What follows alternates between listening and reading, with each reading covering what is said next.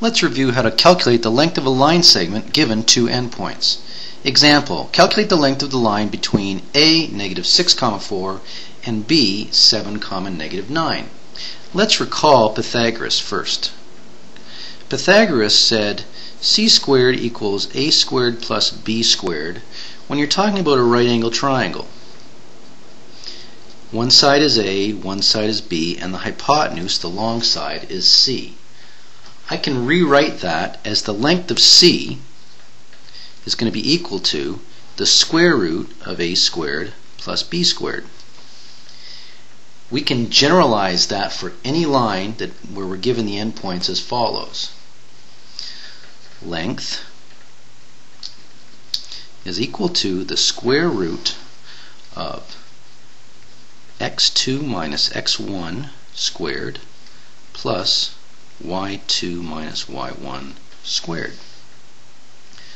Now I'm just going to plug in my points and calculate my length.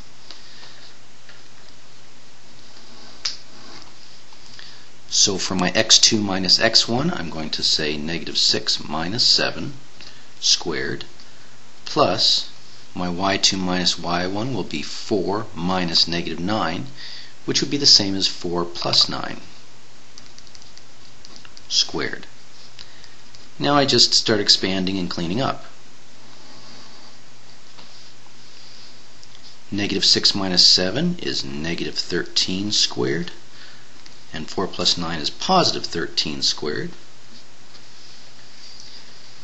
And if I square both those terms, I'll have 169 plus 169. If I add those two numbers together, I get the square root of 338. And I can just say units. If I'd said that the triangle was drawn in centimeters, you would put centimeters here. If it was inches, you'd say inches, etc. The reason I'm leaving it as root 338 is because I can't take the square root of 338 in my head. It's not a perfect square. So this is the exact form. This is the exact answer.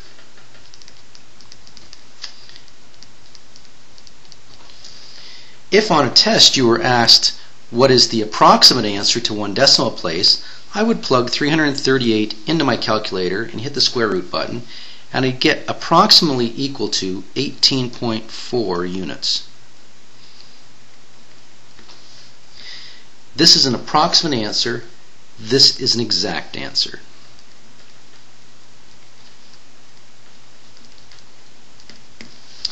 Thank you for visiting this lesson.